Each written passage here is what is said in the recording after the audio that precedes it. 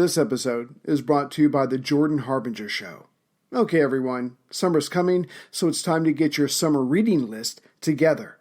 But there are going to be times when you're too tired to hold a book or some electronic device. Sometimes you want to just lie there and let someone else do all the work. And that means a podcast. And I recommend that podcast be a top-shelf podcast named Best of Apple in 2018.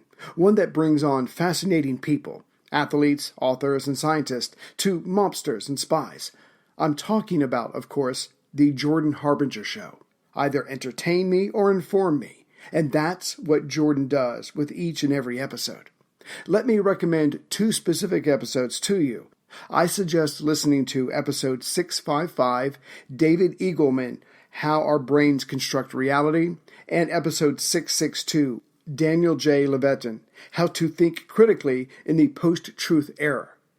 You can't go wrong with adding the Jordan Harbinger Show to your rotation. It's incredibly interesting. There's never a dull show. Search for the Jordan Harbinger Show, that's H-A-R-B as in boy, I-N as in Nancy, G-E-R, on Apple Podcasts, Spotify, or wherever you listen to podcasts. This episode is brought to you by NHTSA. No loved one should face that knock on the door. That knock from a police officer who's there to tell them that you were killed in a car crash. And it gets even worse when they learn that your death may have been prevented if you'd been wearing your seatbelt. Because the simple fact is, seatbelts save lives. So for every trip, please buckle up. Don't risk it. And remember, click it or ticket. See nhtsa.gov/clickit.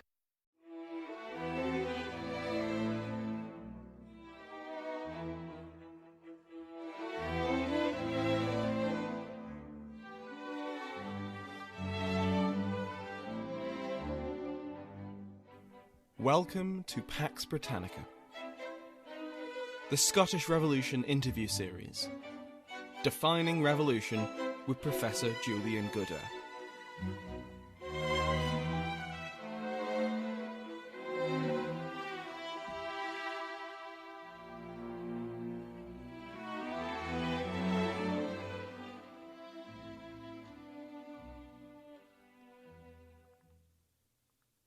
Welcome back to the Pax Britannica Scottish Revolution interview series. Today I'm delighted to be joined by Julian Goodare, Professor of History at the University of Edinburgh. Professor Goodare is one of the foremost experts on Scottish witch hunts and the study of Scottish superstition, and long-time listeners of my podcasts might recognise his name because of how often I use his work in the History of Witchcraft podcast.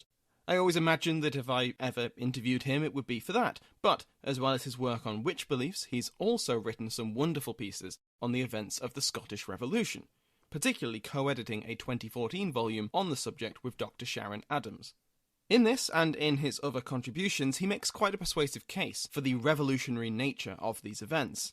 Due to technical issues, my first question wasn't actually picked up by Zoom, but I asked him to explain where he saw his work in the wider historiography. Thank you for inviting me. My contribution to the political history of Scotland and the history of Scottish government has mainly focused on the period before the Revolution, so the century or so between the Scottish Reformation and the Scottish Revolution, symbolically dated 1560 and 1638. And, I've written quite a lot about political events and government and development of the state in that period. And, I could say more about what my arguments are there. But to summarize my arguments there, I think seeing the development of an integrated state, which, if you're thinking about this in the way in which it relates to a revolution, you could draw an analogy between that and the French Ancien Regime before the French Revolution.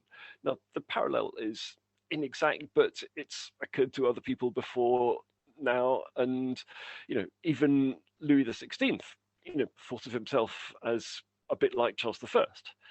And is he the last absolute monarch before the revolution cuts his head off? And so, looking at processes of Scottish government and politics in a European context, and seeing how monarchies, integrate their nobilities into a more centralized system, develop more taxes, more bureaucracy, centralized laws, and so forth. Looking at that in a continental framework is something that I've done a lot, and trying to see the regime of James VI and first and Charles I as an absolutist state, somewhat technical term that gets used from time to time in the literature, is something that I've been trying to do. I think some of the people who've read my work in a British context have assumed that I was trying to argue that James and Charles were somehow tyrannizing over the nobility and destroying the power of the nobility. I don't think I ever said that. Part of the debate here is whether you look at this in a British framework, which I'm willing to do, or whether you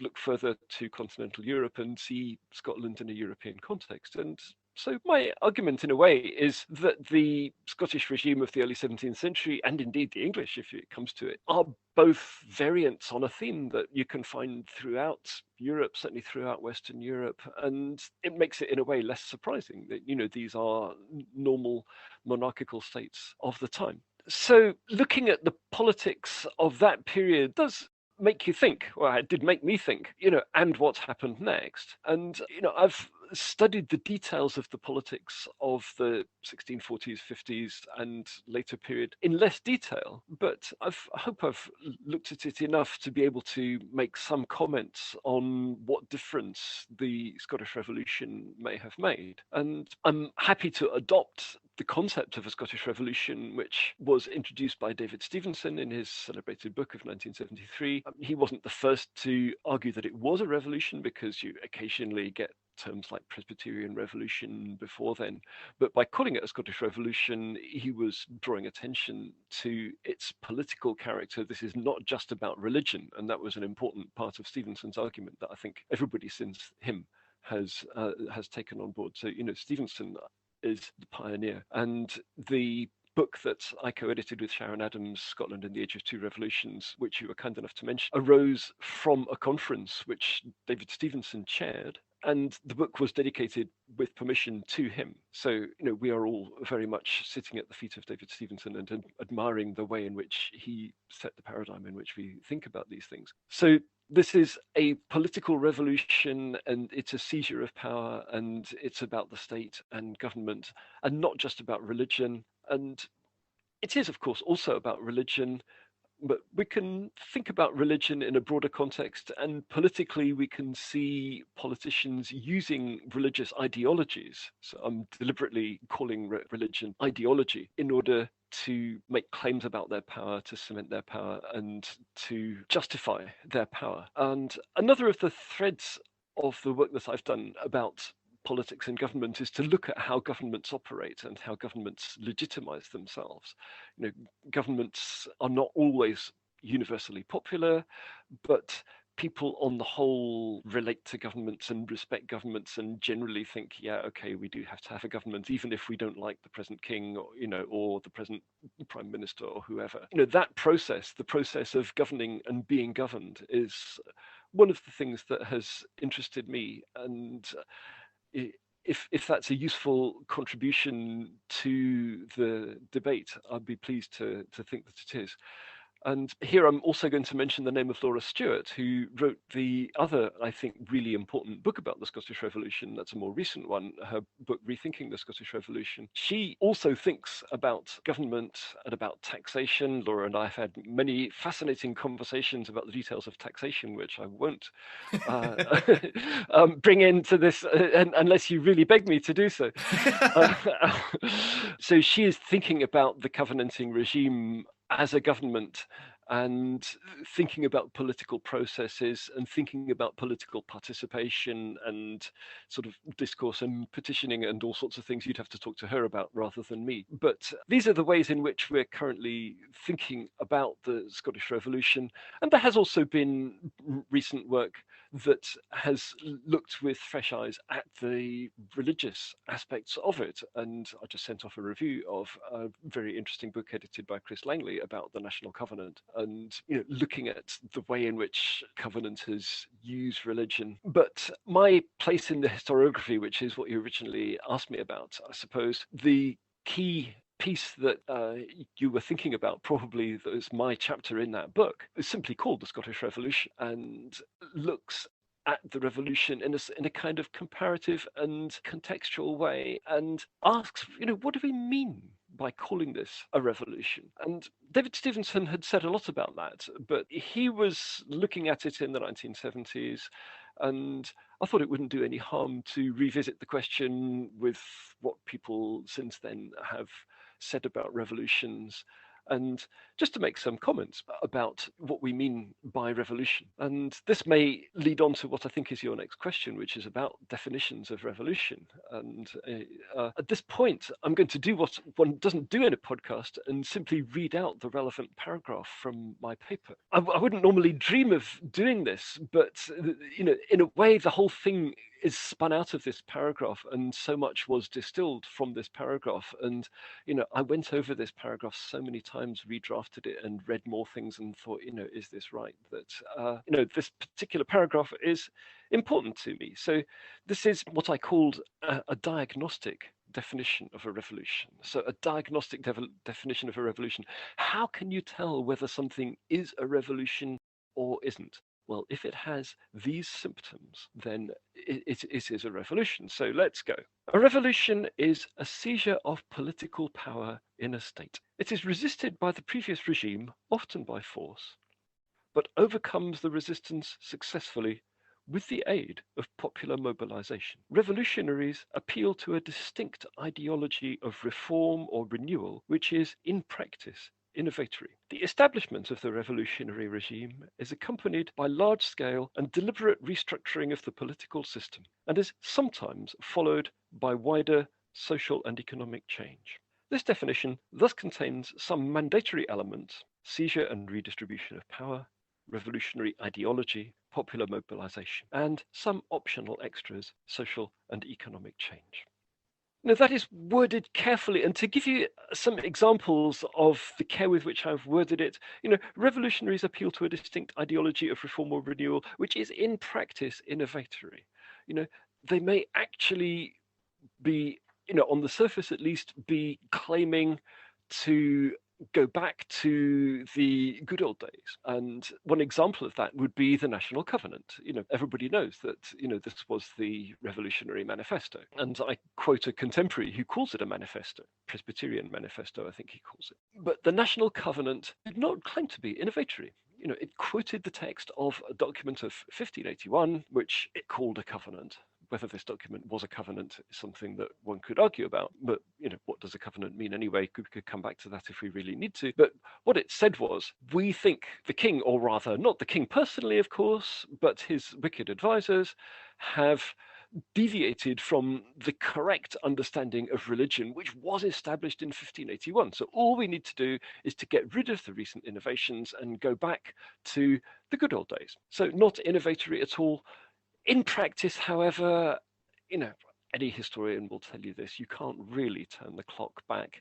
And if you make demands based on a document from 60 years ago, you are going to be moving forwards with that document and not back to that time 60 years ago. That is one of the ways in which I see ideology being used in a revolution. We could talk about other aspects of it.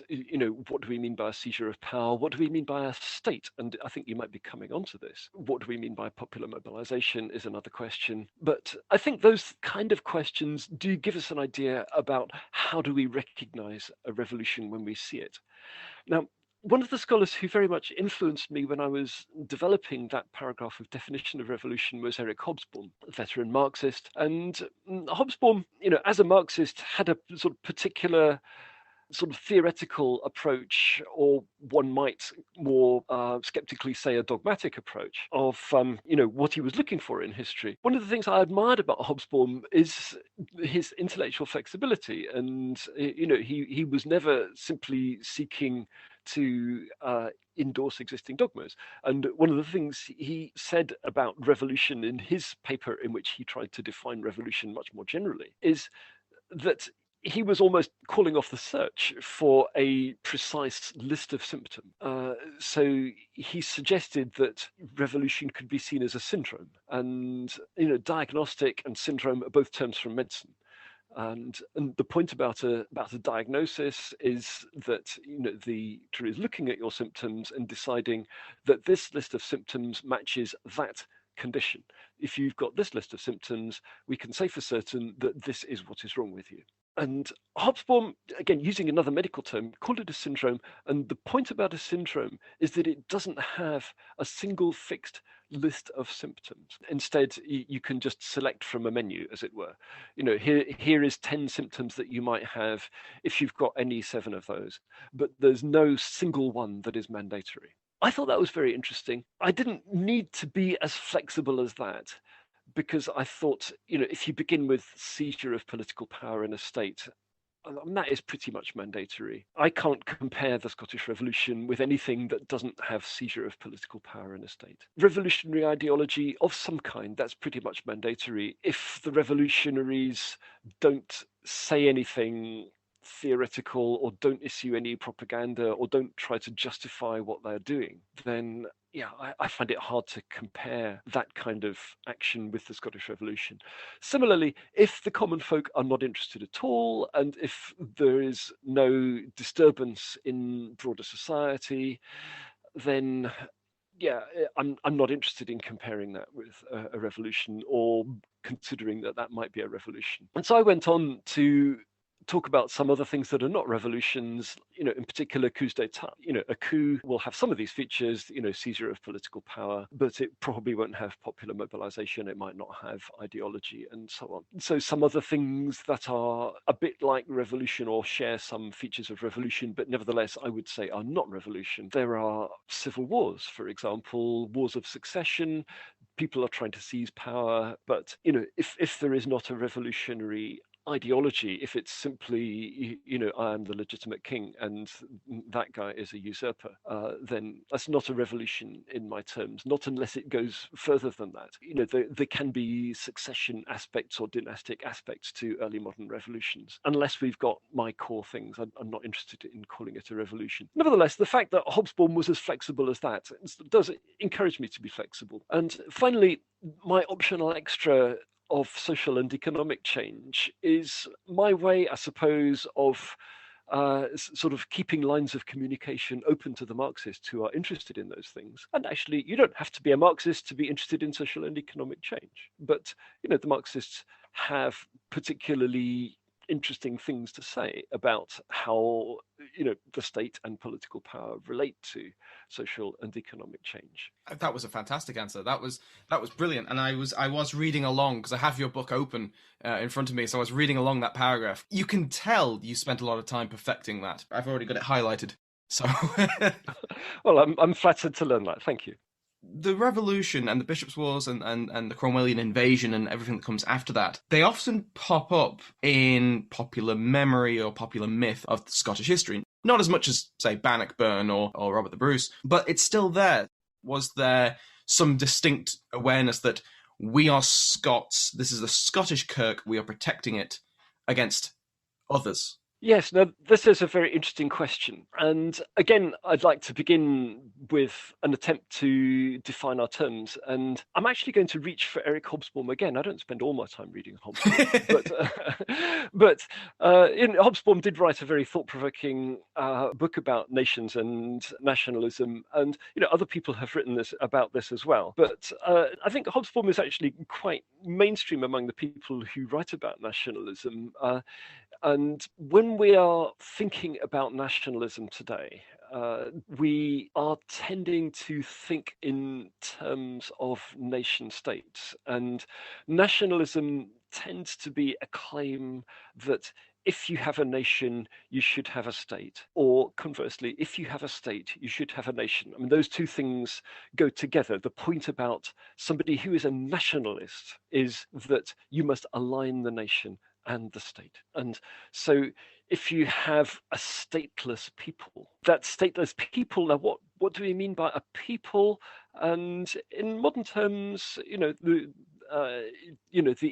ethnic claims to identity of a people will come in different shapes and sizes, but the existence of a people like the Scots or the Kurds, the Palestinians, tends to lead logically to a claim that the Scots or the Kurds or the Palestinians should have a state. And, in modern terms, that means they have to have a flag, they have to have an army and a navy, they have to have ambassadors, they have to have a seat in the United Nations, and they have to have their own tax system, and so on. So the idea that, a people identified in some kind of ethnic way should, because they are a people, should have a state, is a nationalistic idea.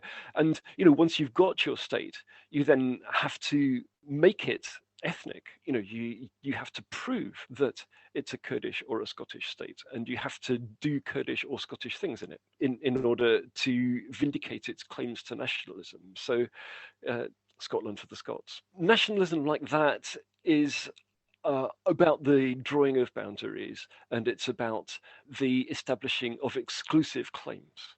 So, we are Scots, we are not English, and so on. And so we want our own state that is separate from the English state. The English have to look after themselves. And if that is how we understand nationalism, as an attempt to use political means to align a state and a nation, to create an integrated state with a distinct ethnic identity, then I do not see that in the 17th century. When I look at the leading political or religious actors who do stuff in the 1630s and 40s, the question I would ask is, well, first of all, let's just look at the Scottish ones. But, are the Scottish ideologues, the Scottish politicians, the Scottish Covenanters, are they saying, we are Scots, they are English, because we are Scots, we should have our own distinct state that is separate from the English or British state. And we should have our own institutions that are distinct, and that we should behave ethnically in a Scottish manner. And I do not see that. I do not see that at all. The National Covenant is Scottish because it exists within a Scottish framework. But it is fundamentally a religious document. And, saying that it's not just about religion should not blind us to its religious quality.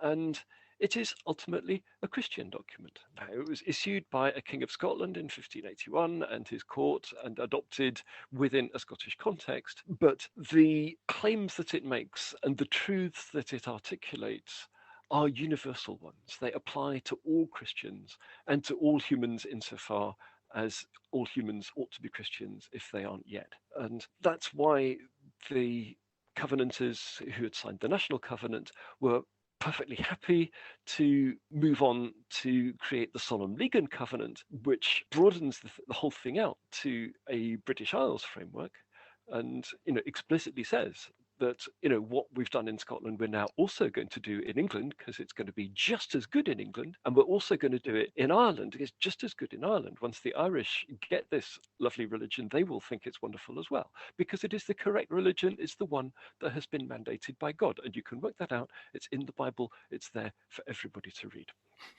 And the Solemn League and Covenant is not simply British nationalist either. They're not trying to create a British state and saying we're now going to behave in a British manner and draw boundaries around Britain, which will separate us from the continent, and we're going to have a British version of Christianity. No, it's explicitly expansionist. Other nations can join this. There is a clause about extending it to other nations. So, this is as far as we've got, but, we're going to extend this into the continent when we get the next opportunity.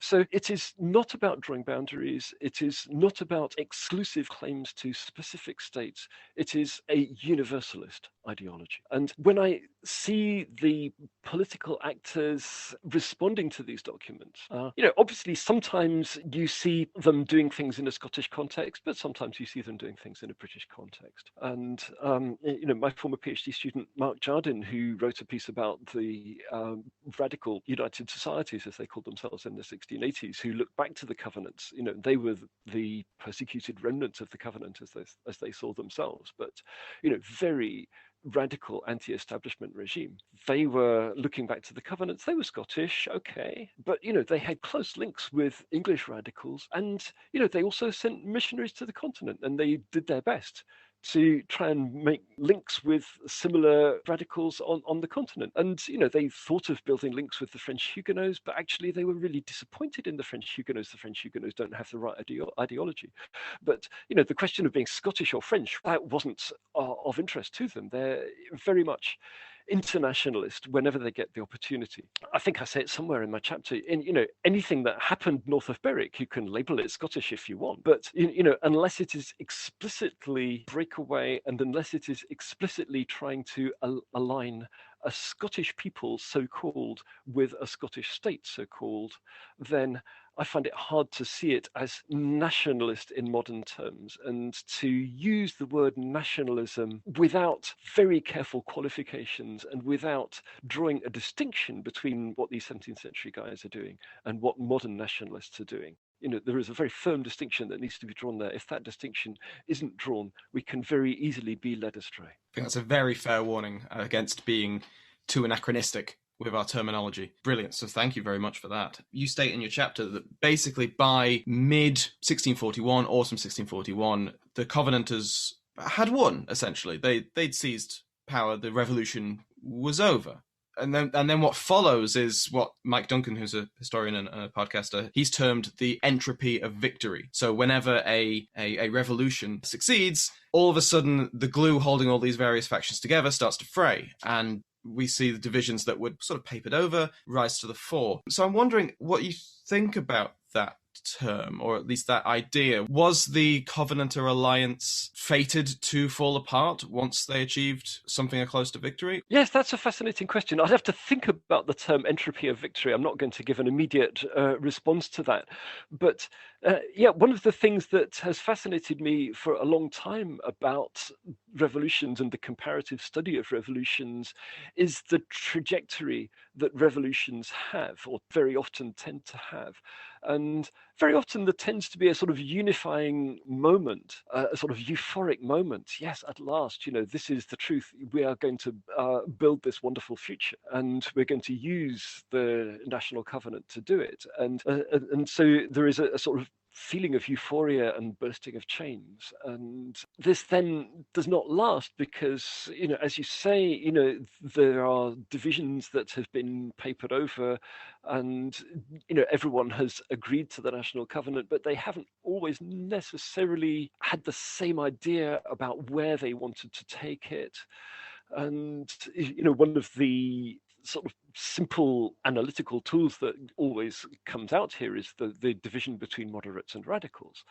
And, sometimes it's too simple to talk about moderates and radicals, but it is usually useful to look for moderates and radicals in a revolution. And the arguments among revolutionaries and also between revolutionaries and counter-revolutionaries, if there are some, usually there are a few, tend over time to lead to fragmentation. Whether that's the same as entropy, I'm not sure. But yeah, the divisions do come to the surface, and they come to the surface in different ways. And it's interesting to see revolutionaries trying to maintain their unity. And if I could depart briefly from the Scottish Revolution, one of the interesting things that A.J.P. Taylor says about revolutions, because he has an interesting comparative book about revolutions, is he compares the French and Russian revolutions. And one of his points about the Russian Revolution and all revolutions after 1789 is that they have contained revolutionaries who have known that that's what they were. Even long before they made their revolution, they got up in the morning and said to themselves, I'm a revolutionary. What I need to do is to cause a revolution to happen. And when they get their revolution, like the Bolsheviks in Russia, they think, we are going to have a revolution. Now, one of the things that Taylor says is that the Bolsheviks after 1917 were thinking about their revolution in a historical framework. They were thinking about the Paris Commune. They were thinking about the original revolution of 1789 and wanting to avoid their mistakes. And one of the mistakes that they thought the revolutionaries of 1789 had made is that they had paid insufficient attention to the problem of Napoleon, and the French Revolution went wrong because it led to this, imperialistic dictatorship. Okay, and so the Bolsheviks after 1917 were thinking to themselves, we don't want our revolution to go wrong in the way that the French Revolution did. We don't want a Napoleon. And so says Taylor, no doubt with a glint of humor in his eye, so says Taylor, the Russian revolutionaries distrusted Trotsky because he behaved in ways that from time to time looked Napoleonic. He was the kind of guy who might turn into a Napoleon. And they trusted Stalin, who didn't. These are ways in which you can analyze revolutions comparatively. And, if this is at all relevant to the Scottish Revolution, I suppose it's to observe that the Scottish revolutionaries, by and large, were not consciously located in a revolutionary tradition in that way. They had to make it up as they went along, and obviously they had ideas about sieges of political power. I would like to know more about this. I'm not a specialist in political thought, and so what they thought about, say, Machiavelli. I'm not an expert on that. And, one of the problems that other scholars beside myself have been frustrated by is the Marquis of Argyll clearly has thought very deeply about these things, but he plays his cards very close to his chest, and it's very hard to work out what actually is going on in Argyll's politics and ideology. So he didn't leave a useful diary. And he actually did write a book of advice to his son, which you would think would clarify his ideology, but it doesn't. It's platitudinous. I leave others to ponder that. But the tendencies for revolutions to sort of dissipate are fascinating. I don't think I've really solved that problem. I mention it a bit in my chapter in that book, but there's others who have written much more about it than I have, and it would be interesting to see a large-scale comparative study. Maybe somebody has written one, a comparative study of revolutions that looks at the trajectory, looks at the initial euphoria, and then the divisions, the disappointment, the frustration, the radicalization, and so on. Obviously, there have been many studies of aspects of that, and maybe it's just my ignorance that I don't know of someone who has produced a sort of magisterial comparative study that could be used to analyze the Scottish Revolution further. But we have to do the best we can. If we accept that the Covenanters were revolutionary, that leads to the conclusion that the people who are against them may be seen as counter-revolutionary. Now, does that hold any water? Can we see not just the obvious thought being royalists being counter-revolutionary, but people who also were on the side of the Covenanters early on, and then once things are achieved, they want to stop it there, they want to stop the revolution from going any further, versus the radicals who potentially do want to keep it going further? You mentioned moderates and radicals, and yes, I've always agreed that these are useful terms, and we can also talk about royalists in the sense of conservatives who really didn't want the revolution at all, or wanted as little of it as possible, and radicals wanting perhaps even more than the mainstream is routinely prepared to deliver. And one of the ways in which moderates and radicals can cooperate is that, so long as the bandwagon is rolling, they know that the question of how far they want it to roll doesn't have to be addressed today. It's useful for them to cooperate today. And the radicals may have in their minds an idea that it ultimately could go much, much further, whereas the moderates are just thinking, let's tinker around a bit and then settle down. But they can make that alliance because the radicals see that the moderates are also moving in the right direction. So, what is it that they fall out about? What is the role of royalists? And part of the problem here is that once this gets to be a military confrontation and you get victory and defeat in the various revolutionary wars, civil wars, and wars of the Three Kingdoms and so forth, once people are defeated, they tend to fall silent. And so you get a problem of sort of silent royalism, and the reason they're silent is because they're just scared to put their heads above the parapet, but they haven't necessarily thought to themselves, oh yes, that covenant was a wonderful thing after all. And this is a broader problem that political scientists have when they think about legitimacy. You see a government governing and the people doing what the government tells it to do, more or less. But how much legitimacy does that government have? How much would it take for that government to be toppled? And the end of the Cold War and the so-called Velvet Revolutions of 1989 to 91, are examples of that. We suspected that those regimes on the other side of the Iron Curtain in East Germany, Czechoslovakia, and so forth were a little bit insecure, and that their peoples didn't really regard them as all that legitimate. But it was, hard to show that, and it was, hard to show people being skeptical about those regimes. I mean, there used to be jokes told in regimes like that. Oh, the regime's losing its grip. The majority in the elections slipped from 99.2% to 97.6%. Does this indicate fundamental skepticism about the regime, or is this just people having a laugh? Could be a bit of both. The problem of legitimacy is a problem that could be investigated further, I think. And I think that's really what's one of the many interesting things of the work of Laura Stewart, is that by looking at political discourse, she is looking at that in more detail. So splits between moderates and radicals. Where do we see splits between moderates and radicals? Now, in a comparative context, one of the revolutions that it's obvious that one can compare the Scottish Revolution with is the English Revolution, which I'm firmly dating 1640. Mm-hmm. And there's a tradition in English scholarship that dates the revolution 1649. But when I looked at the people who wrote about the revolution as dated 1649, none of them actually were using a diagnostic definition. What they were doing was saying, here is a time when you get lots of radical stuff, so I'm going to call this the revolution. And to me, that is unhelpful. I don't think you need to say that is the revolution. You could just say, here is a time when you get radical stuff. But the revolution was the seizure of power from Charles I, and it happened in 1640. With the Long Parliament. Once the Long Parliament assembles, Charles does not have his hands routinely on the levers of power. And that is the moment of euphoria. At last in England, we can sort these things out, and we can get rid of Charles I's handful of evil councillors and have, a consensual and happy, but also revolutionary regime. So we'll do things in a radically different way. And how radical the English radicals want to be is an open question.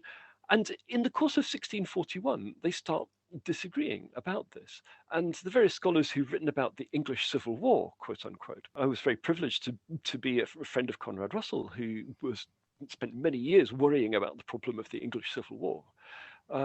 Was how you get from unity in 1640, everybody agrees in the Long Parliament, to division in 1642. And in 1641, lines start to be drawn. And the moderates who started thinking, yes, we want to get rid of Charles I's regime, they start worrying about the radicals, thinking these radicals are actually, I'm not sure I agree with this anymore. They're Puritans, they're going to take us too far. There's a lot of stuff there that we don't agree with. And they tend to turn back to the king at a relatively early stage. And one of the curious things about the English Civil War is the Royalist Manifesto there. Every schoolboy knows the Royalist Manifesto was the answer to the 19 propositions.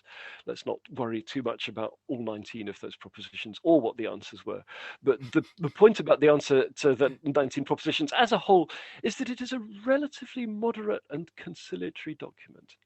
And so Charles and the Royalists fought the Civil War on a manifesto that attempts to build bridges to the other side and to restore a moderate compromise. But within just a couple of years of the Civil War, and I forget the details of this, so you're probably not going to be able to broadcast this. Viscount Falkland, what's his name? Fiends. I'd have to look up his name. But Viscount Falkland, who was one of the authors of the answer to the 19 propositions. So, at Charles's elbow, his leading ideologue, he is a convinced moderate royalist, and he he wants to restore the consensus. He hates the idea of civil war, and he wants to repair the damage being done to the body politic by civil war. And he's very reluctantly thrown in his lot with the king because he thinks the king can restore harmony, and it's the sort of radical parliamentarians who are the ones who are causing the trouble. But after a year or two at Charles's court, he realizes that the royalists too are becoming extreme, and that the royalist high command that Charles is listening to are conservatives who don't want to build bridges either. And Falkland becomes increasingly unhappy with this. And at one of the early battles of the Civil War, he gets on his horse and rides directly towards a hedge that he knows is stuffed with parliamentarian snipers, because he couldn't stand it any longer. The tragedy of the moderate who wants to build consensus when there's radicals on both sides is one of the interesting features of revolutions. So I'm not sure if this is an answer to a question that you've actually asked me. It does tell you something about border processes, and I wish I could tell the story better.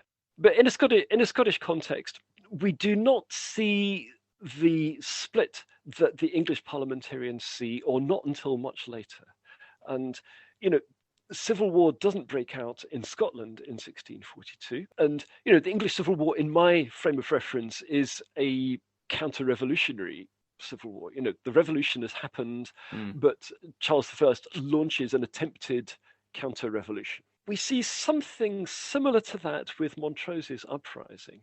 And Montrose is trying to do what Charles did in 1642. Now, Montrose is also interesting because he is also a moderate, and he has been a Covenanter. I don't see Montrose as a sophisticated political thinker. He is talented in many ways. He wrote rather good poetry, and he's clearly a skillful and imaginative military leader, though how far we attribute his victories to Alistair MacCulloch is a question that I would leave to David Stevenson. What is clear is that when Montrose raises the royalist flag, he doesn't get the kind of rallying to that flag that Charles got when he raised his standard in 1642. So Montrose is a defector from the Covenanting movement, but he doesn't get other defectors. He gets, when he gets his chance to hold what looks like a parliament, or might turn out to be a parliament. I can't even remember the people who turn up to it, but they are sort of pretty forgettable nobles who have never made much of an impact, either before or after 1638. And it is interesting that the nobles are the most royalist category of people in Scotland after the Covenanting Revolution. But it's not all the nobles, and many of the important nobles remain on side among the Covenanters. So when you think about divisions in the Covenanting movement, Montrose tries to create division, and he does a bit, but he largely fails. And despite that string of apparently spectacular victories, it only takes one fairly small defeat, and that's him finished. But he has largely failed to build the broad royalist consensus that he sought, and that's partly because he is working with people who are more extreme royalists, such as Alistair MacCulloch, who simply wants to kill Covenanters. And the more he can kill, the better. He's not interested in compromise at all.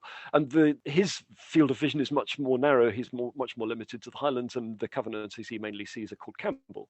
So Montrose, in a sense, I don't want to criticize Montrose too much, but his uprising is to some extent opportunist, and his alliance with a bunch of Irish Gaelic-speaking Catholics is pretty opportunist, given that he himself, always insists that he is a Protestant, and in fact, he always insists that he's a Covenanter. He always insists that he endorses the National Covenant and endorses the step that the Covenanters took after that, which is to say the Covenant means no bishops. So Montrose is consistent enough to say that he has never been an Episcopalian.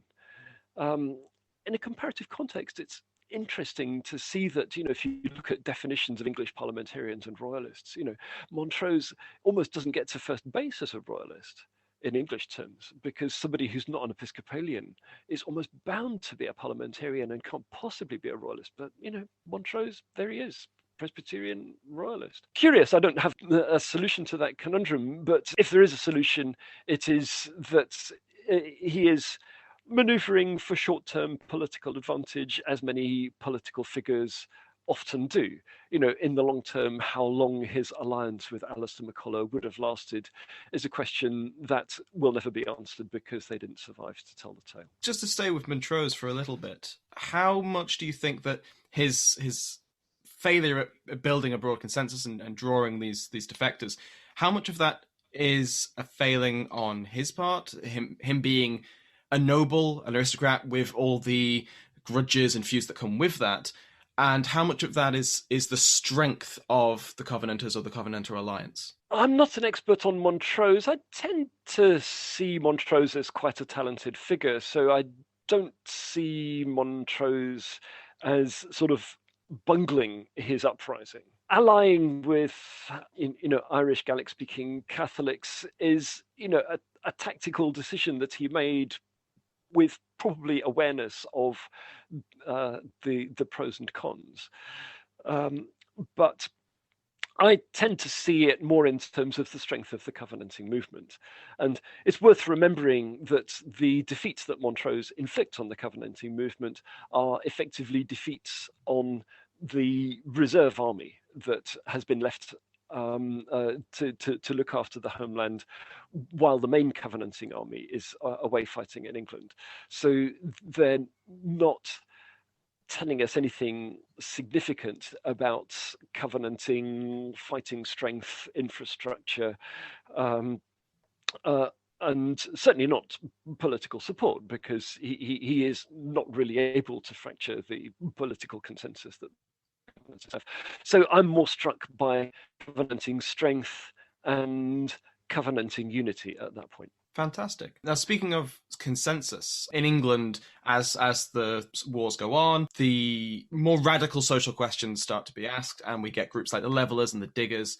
I'm curious, were there similar groups in Scotland around this time? Yes, the Levellers and the Diggers have fascinated scholars for a long time. And, I'm part of the historical generation who grew up reading Christopher Hill, who wrote very learnedly and eloquently about the Levellers and Diggers, and Hill is still well worth reading on that subject. And the Levellers and Diggers and, the radicals in the Putney debates and so on, are interesting, partly because of their sort of philosophical sophistication, the way that they can speak to modern times, and, the way that you can quote them in inspirational ways. And there's the famous song by Leon Rosselson called "The World Turned Upside Down," which is simply a quote from Christopher Hill's book. We also call that, which has certainly inspired many people. And I'm going to tell you an anecdote, which, if you broadcast this, you've got more space in your podcast than I credit you with. But I'm going to tell it because I think you'll like it anyway. So Leon Rosselson wrote this song. I'm a sort of very amateur folk singer. I play guitar. I sing that song.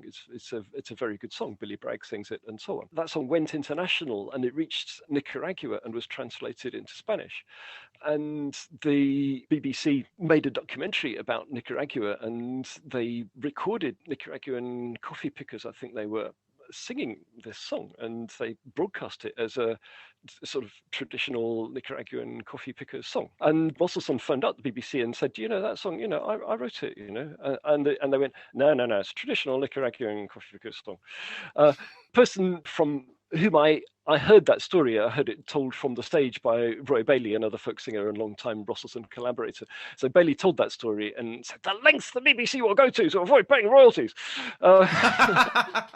This is a sort of long and rambling way around the question of the importance and inspirational character of Levellers and Diggers and the political thought more broadly in the English Revolution, because, the English Revolution led to a huge explosion of debate and tract. The censorship broke down. You could say practically whatever you like and people would print it. And studying these ideas and some of which come from sort of major canonical thinkers like Thomas Hobbes, uh, has been fascinating for English scholars. In Scotland, we get much less of that. There is some interesting political thought in the Scottish Revolution. The leading thinker of the Scottish Revolution is probably Samuel Rutherford in his book Lex Rex and various other writings. And, Lex Rex is fascinating, but it's not inspirational to radicals in modern times in the way that Gerard Winstanley has been, for example. In some respects, sort of Rutherford is conservative in the way that he argues. He argues scholastically, he tells stories. He is also sort of relentlessly Presbyterian, and he also is not in sympathy with the English radicals. And when John Milton, another of the English radicals who the English scholars like Hill liked, Milton argues against censorship, and says, freedom of speech will lead to the flowering of progressive debate and so on. And this is the kind of thing that we like to hear now. And Rutherford publishes a tract explicitly arguing against Milton. So yeah, do we want to hear that today? Historians want to understand it, okay? And Rutherford, in his own way, is very radical. And that does need to be understood. So we need to ask ourselves, how radical he is. And there are some people who articulate things that are even more radical than Rutherford. And in my paper, I quote a very little known pamphlet called The Declaration and Vindication, which David Stevenson discovered, which sounds as radical as the Putney debaters. But as I say, it's not as eloquent. It's much more framed in the Presbyterian religious language that transfers less readily to modern political debates. I should mention here that one of the people I hope you'll speak to, if you haven't done already, is my friend Louise Yeoman, who has written about covenanting piety in fascinating ways. And because she's not only a academic historian, but also a radio presenter and producer, can talk about this very eloquently. She's a very good person to get onto anyone's podcast. The emotional intensity of the sort of covenanting Presbyterian Puritan religious experience is something that's worth understanding in its own terms. And in Scotland, there definitely is radicalism of that kind, but the way in which it's expressed is not as remarkable as the radical expression in the English radicals. And at this point, I'm going to sign off and say, talk to Laura Stewart, because she knows more about this than I do. And she published a paper on why there are no levelers in the Scottish Revolution, which, I don't really want to steal her thunder. When Cromwell invades Scotland and he occupies the country, would you consider the revolution to have been defeated at this point? What about when the Restoration comes a decade later? Has the revolution been defeated? Well, yes, this is an interesting question. And how would you define revolutions? We asked about that earlier. And one of the questions one asks about revolutions when one's defining revolutions is about the success of a revolution. So how can you define revolutionary success? Seizure of power, all right, then how long does it have to last? Does it have to be still in place hundreds of years later for it to be defined as a success? If not, being in power 100 years later, does that regime have to be defined as a success? In Mexico, there's a party called the Institutional Revolutionary Party. We're going to maintain the revolution forever and ever and ever. And these questions, in some ways, are not questions that are helpful to ask, but are questions that are helpful in order to enable us to ask better questions. But yeah, a successful revolution has to seize power, has to establish a new regime, and has to last for long enough for it to be interesting. So if it is later defeated, well, it was still interesting for as long as it lasted.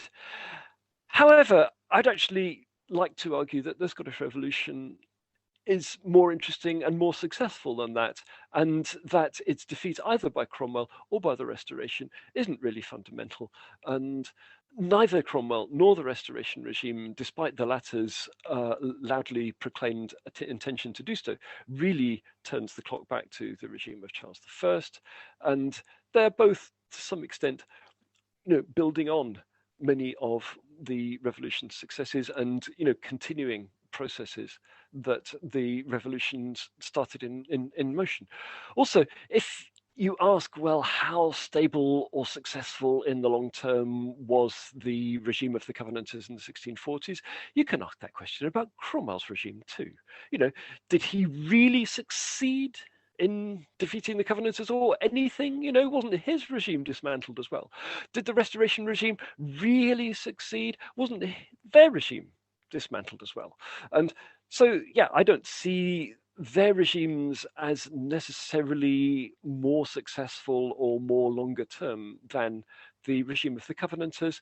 And in the longer term, I tend to see longer term success for the Covenanters and the Revolution of 1638 confirmed by the Revolution of 1689. And the Revolution of 1689 isn't exactly the same as 1638, but there are enough similarities, I think, to see longer term success for what the Covenanters were doing. Not all of what the Covenanters were doing, as I say, but quite a lot of it. So nothing lasts for the really long term, but I do see quite long term in political terms, quite long term success for the Covenanting Revolution. Let's talk a bit more about the 1689 revolution. How did the legacy of the events of the 1630s and the 1640s and the 50s, how did that actually influence the Glorious Revolution? I would tend to answer that in terms of what happened after the Glorious Revolution. I suppose I should mention that not everybody likes the term Glorious Revolution. Of course.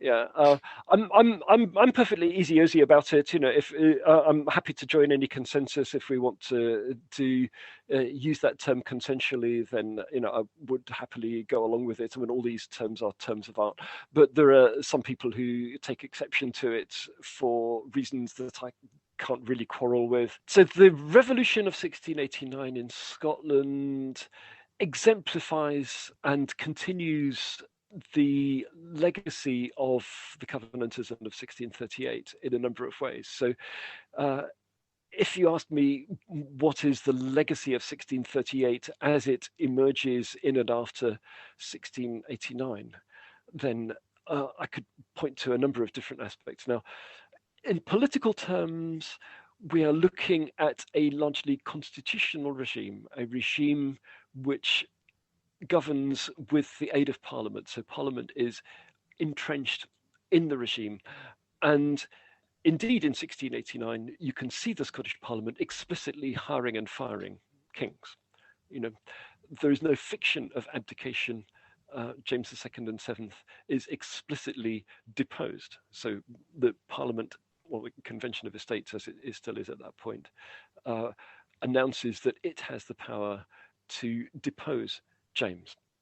And then they separately say, right, now that we've deposed James, who shall we have as king instead? And so they make a separate decision that they will appoint William and Mary to the vacant throne. So the fig leaf of hereditary succession is largely absent at that point, although it's maintained in England.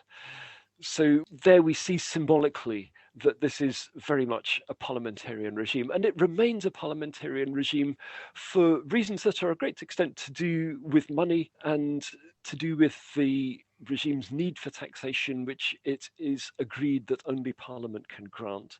One of the notable features of the post-1689 regimes, both in Scotland and in England, is that Parliament keeps control of the purse strings. It does not simply hand over money to the monarch and say, you can collect these taxes for a long period, or you can collect these taxes for life or in perpetuity. If it had done that, then we could have gone back to, or indeed forward to, a more absolutist regime of the kind that is still very powerful on the continent. So the distinction between the absolutist monarchies of the continent, exemplified by that of Louis XIV of France, and the constitutionalist English and Scottish states is very prominent after 1688-89.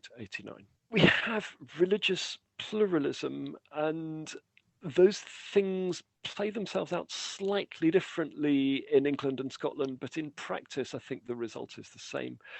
In England, we explicitly get toleration quite rapidly. There's a Toleration Act, capital T, capital A, and it takes a decade or two before it becomes explicit that plural Protestant churches will be tolerated and legally in Scotland. But it is an inescapable legacy of the revolution of 1689 that the attempt to stuff everything back into Presbyterian uniformity is doomed from the start. And my colleague Alistair Rafe has recently written interestingly about that, and he has argued that it's what he has called James II and Seventh's multi-confessional experiment, where he granted toleration to the Presbyterians in order to play both ends against the middle. Let some kind of genie out of the bottle, that's my metaphor, not his. And that after that, it was very hard to go back to a sort of uniform Presbyterian regime. And there's been interesting subsequent work done by Ben Rogers, who did a recent PhD, looking in more detail at the failure of the attempts to bring the various Presbyterians back together again, and the development of the idea that the Episcopalians are going to be a separate church. So instead of capturing the church and making the entire church Episcopalian, they're going to go off and have their own churches separate from the Presbyterian ones that are going to be identifiably Episcopal, and that they will tolerate each other. And this is part of a broader picture of how multiple faiths come to tolerate each other in the modern world. We occasionally see intolerance in the modern world, I can't help observing, but by and large, religious toleration is a feature of the modern world. And if we look at that from a 17th century perspective, we can see that coming in perhaps unexpected and certainly unintended ways from the revolution of 1638 followed by 1689.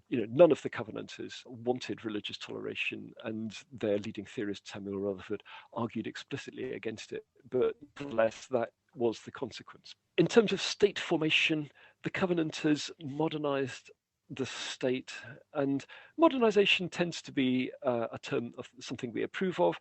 I don't necessarily like states all the time, but we have to recognize them as features of the modern world, and so the Covenanters are doing things to the state which will move them forward into modern states, and they introduce a more modern and manageable land tax system. This is a lot of the stuff that Laura Stewart has written about more than I have, so you can ask her about it. They have a more modern sort of commercial regulatory regime that will sort of regulate the economy instead of being to some extent predatory on the economy, as I've argued the absolutist state to some extent is. They modernize land tenure, and they introduce sort of feufirm as the basis of the legal holding of land and the conveyancing system of land. And that was abolished only in 2000. And its abolition in 2000 was really a tidying up. So, that's something that comes into the modern world. They begin the process of division of commodities, as it's called, which enables landlords to assert exclusive control over land previously held in common, which provides some of the legal and state infrastructure for the modernization of agriculture. Again, what we mean by modernization, we might need an entire separate podcast to discuss that. But the Covenanters do all those things, and the subsequent regimes generally take them and run with them. even the Restoration regime, which professes to hate the Covenanters, they don't hate the Covenanters' tax system, I mean, they do make one attempt in 1665. Let's go back to the tried and tested ways. And then as soon as they start to collect the taxes using the tried and tested ways, they realize, oh my goodness, I think we realize why those tried and tested ways were such rubbish. Yeah, let's quickly reinstate the Covenanter system.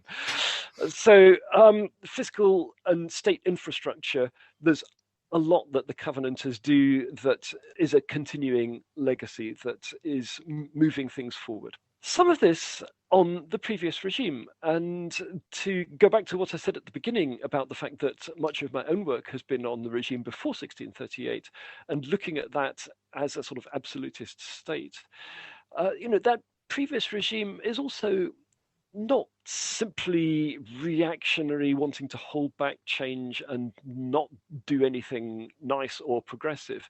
And they do some changes that can be seen as progressive. And one aspect of this, which I hope to write more about, is reform of teens. Teens are tithes in modern English. It's a tax on agricultural land, nominally for the benefit of the church. And this needs to be reformed. So many people agree in the 1620s. And Charles's regime institutes a program of teen reform. Now, in some of the books, this is linked to Charles's so-called revocation, which I don't want to detain you with, and the revocation is alleged to be very unpopular. Now, when I used to teach a course on the Scottish Revolution, I used to say to them, okay, let's look at Charles's revocation and at teen reform, and look at what happened to this when it was so unpopular and when the Covenanters had the opportunity to do something different. So I said to them, Charles's regime instituted this system of teen reform and it became law in Parliament in 1633. And, you've all been told, this is what all the books say, that this was part of Charles's revocation, and Charles's revocation was a grievance, it was unpopular, and it led to the Covenanting Revolution. So I say, how long did it take after 1638 for those acts of 1633 to be repealed? And you get various answers, and some people say 1638, 1641, 1649. Some people, you would usually say 1651. And I would go, okay, who said 1651? You were closest. The correct answer is 1925. So Charles's teen reform was a long-term thing. It was a modernizing thing. And the Covenanters didn't abolish it. They set up a new teen commission as soon as the dust had settled on the bishops' wars. And, they recognized that it was a modernizing and useful thing. And so they took Charles's regime and ran with it. They didn't make a song and dance of doing that, but nevertheless, that's what they did. So revolutions don't necessarily revolutionize absolutely everything. And the previous regimes are not necessarily completely anti-revolutionary. And so, the scholars who have simply tried to list all the things that Charles I was bad at in order to explain the Covenanting Revolution, I think are only telling part of the story. And intriguing sometimes to look at the Covenanters as being successful in destroying Charles's regime, even though they themselves would later, reincorporate part of the pieces of that regime into their new system. So seeing all regimes as in some sense dynamic doesn't necessarily take away from the revolutionary character of a revolution, and it may indeed enable to see it more correctly than it was before. So my argument in arguing for continuity between the 1630s and 1640s in the matter of teen reform isn't an argument against the overall revolutionary character of the Scottish Revolution. I think it was revolutionary. Fantastic. Professor Goodare, was there a Scottish Revolution? If we are asking the question, was there a Scottish Revolution, we have to be clear about defining our terms. And revolution can be defined in different ways. And the best thing I can do is to give you my definition of it, which is about seizure of political power in a state, and it's about use of distinct ideology. So the revolutionaries appeal to a distinct ideology, so they know they're doing something different. And it is accompanied by large-scale restructuring of the political system, so the revolutionaries govern differently. And they use popular mobilization as well. So the upheaval is so large that, the common people in some senses are involved in it. So a revolution in this sense is distinct from, say, a palace coup. It's also distinct from something like a civil war or a war of succession. In those terms, was there a Scottish Revolution? Yes, I think the Covenanters did seize power. They seized power successfully. They governed for a number of years. They restructured the political system in ways that had many long-term consequences, some very long-term consequences. The ideology also played itself out. The popular mobilization is interesting. That's not necessarily a long-term thing, but it underlines the distinct character of the revolution. And I think the revolutionary character of the revolution can be underlined by the way in which it even leads to some broader social and economic change in the way that the state organizes or intervenes in the economy and society. So, yes. Fantastic answer. Thank you very much, Professor. Thank you as well for coming on and speaking with me today. No, you're welcome. So thank you for putting me on the spot, asking lots of interesting questions. Good luck with the podcast. Thank you very much.